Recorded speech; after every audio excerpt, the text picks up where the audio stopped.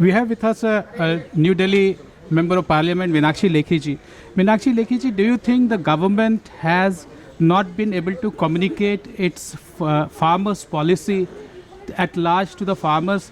That is why, after repeated rounds of talk with the Agriculture Ministry, Narendra Singh Tomar ji, Piyush Goyal ji, Som Prakash ji, the deadlock has not been breached. The deadlock has not been broken between the farmers, and they are claiming to be intensifying their stir. I don't think the stir is getting intensified. There are political interest groups which may be sounding as if it's been getting stirred. On the contrary, people who were genuine farmers and were parked at Chilla border, they have started leaving the place and they've started packing up because they have understood the game. And the game is that somehow keep the real farmers shackled, and keep the real farmers shackled by who? The artis, who are like traders, middlemen. They buy the produce of farmer and sell it at a much higher price. I have a very simple question. All these years, 70 years, we have been saying that the farmer is not getting due price for his produce. Farmer gets 2 to 3 rupees a kg per produce. That's the kind of money a real farmer is getting. Whereas the same produce reaches people like you and me at 50 to 70 rupees or maybe above. Maybe if it is processed, 100 rupees and 200 rupees. Now the fact is, neither is the consumer benefited nor is the farmer getting benefited. Who gets the benefit? Who gets the money? The difference between 2 rupees to 3 rupees to 50 to 70 rupees, where does the intermediate money goes? Who takes that money away? So there is a well thought out, a long-standing system of people who are traders, people who are on payroll from the state governments and FCI. There is a well thought out network of these people, and these people have certain percentages marked which take away all this money. So far as state government is concerned, by the mandate of selling the produce only in certain mandis or APMCs, they get about 5.5% of the tax on the sale on the produce. 2.5% is what the traders get, and traders and state government are both hand in glove. So total 8% over the cost is what goes out immediately at the first barrier itself.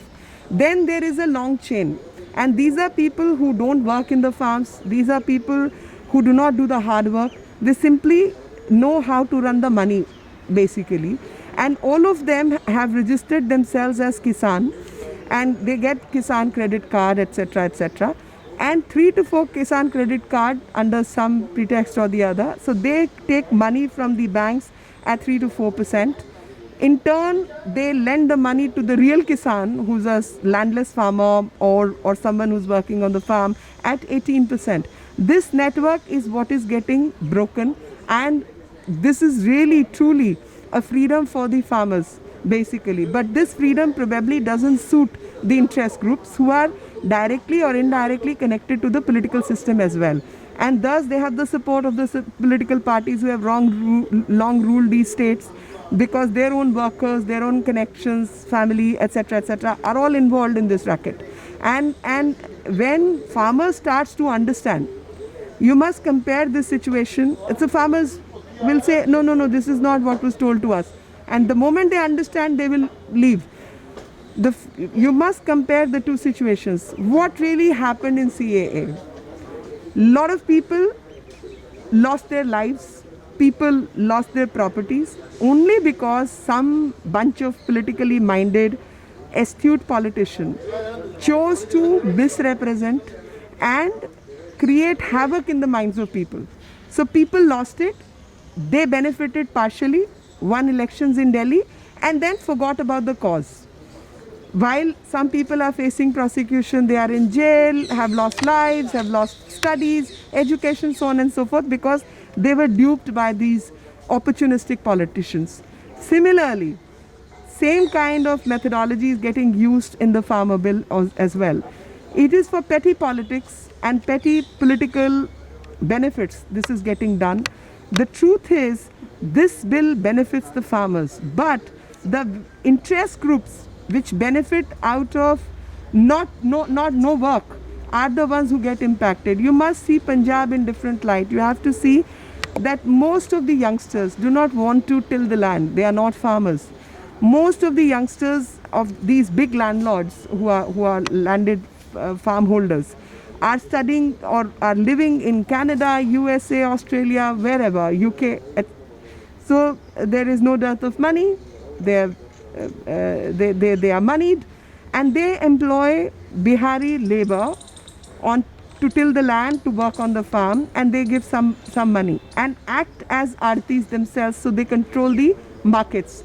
And these control of markets is what they feel is getting out of their hand, that they are behaving in this fashion. You are saying the cartelization that is happening at different pockets, that has happened for some time now, that has been at play once again, despite farmers saying that the present Modi government in last 6 years has invested in them, remain invested in them, and will remain invested, as the agriculture minister Narendra Singh Tomar ji has been repeatedly saying. Absolutely. Our prime minister has said that ये बातों का सिलसिला तब तक जारी रहेगा जब तक उसकी ज़रूरत रहेगी. Do you see that there is some you have mentioned also about some characters, some parties or some individuals who are non-farmers playing active role in mobilizing the crowd? Do you see some parallel into that? Absolutely. You very rightly pointed out. I am seeing a duplication of CAA, and I'm seeing an honest, upright person who has been duped by these opportunistic politicians is going to lose. Some people will die, some people will suffer untoward health issues, etc. Farmers are already losing their standing crop and the field. Exactly. So any farmer who makes money out of the crop will not have the time or energy to do a dharna or look after the crop and look after the farming land. I want to compare two situations. One is that say I'm wearing this scarf. If I am a producer of this scarf, if I'm a manufacturer, I can sell the scarf wherever in the country. If somebody wants it in Jammu and Kashmir, I can sell it. If somebody wants it in Kanyakumari, I can sell it.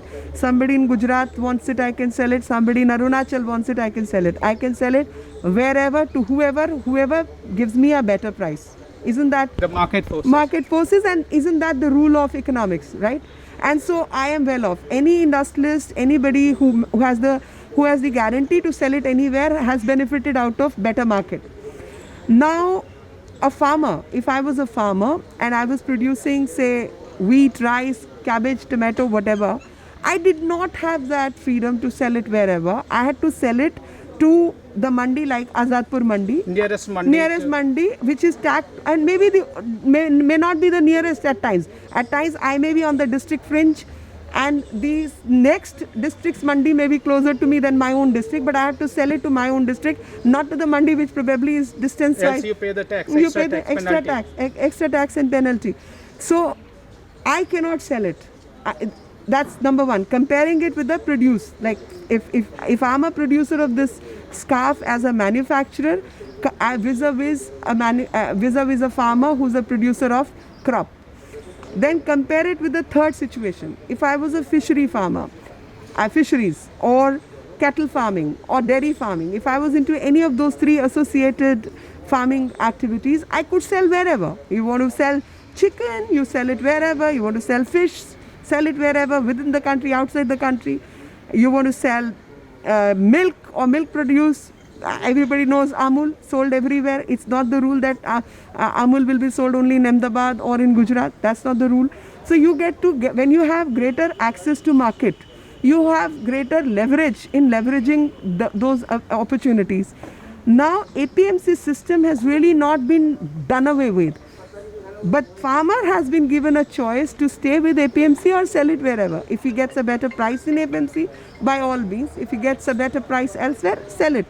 Now this cartelization, the people who make about 5.5% of the money and 2.5% of the commission are the ones who are behind these forces.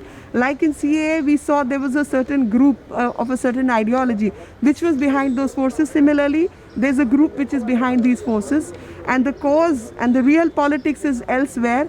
This is just duping people of the real purpose, and we all know there's so much of corona impact, etc. People, I just read, I feel very sad. A tailor who expired because he's a tailor from Amritsar was sitting there.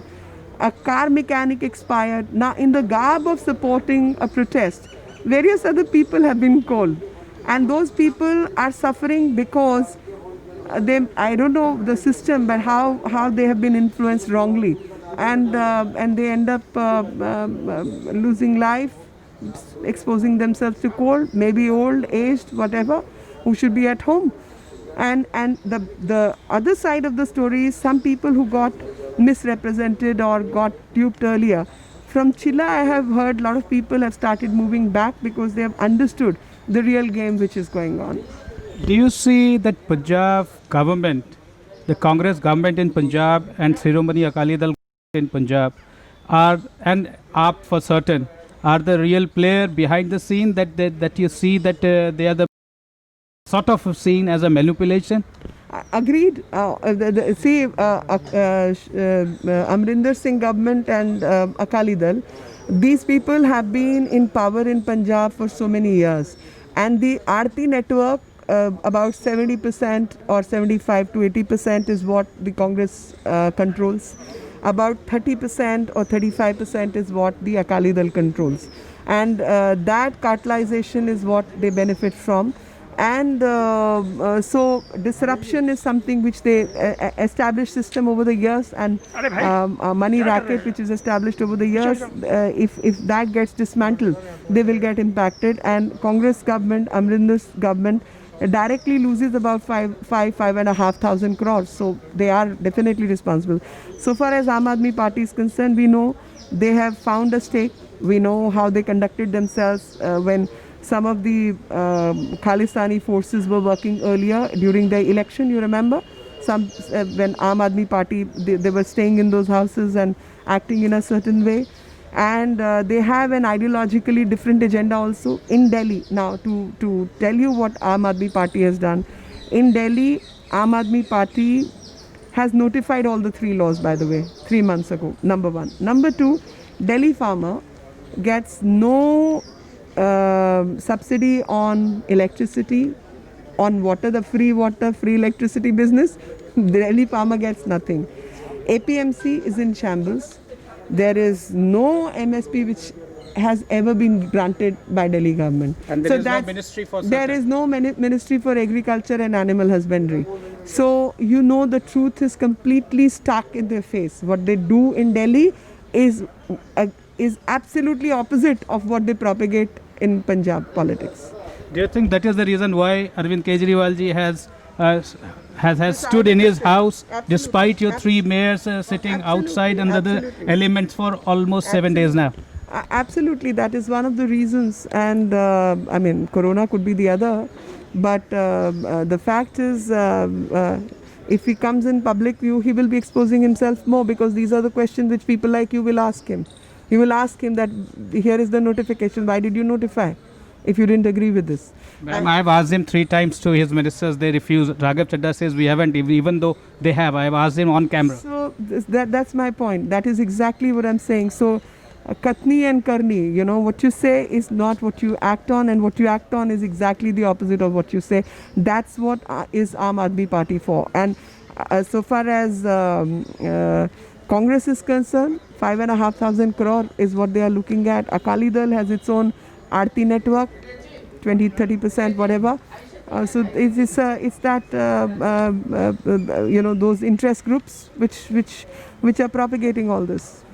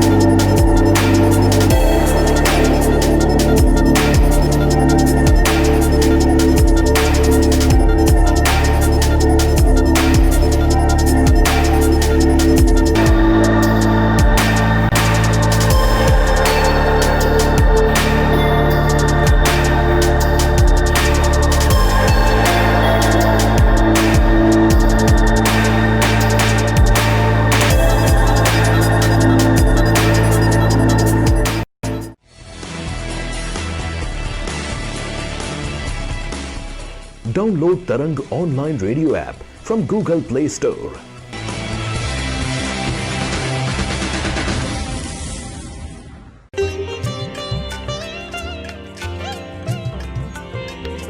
You are listening to Tarang Devotional Online Radio.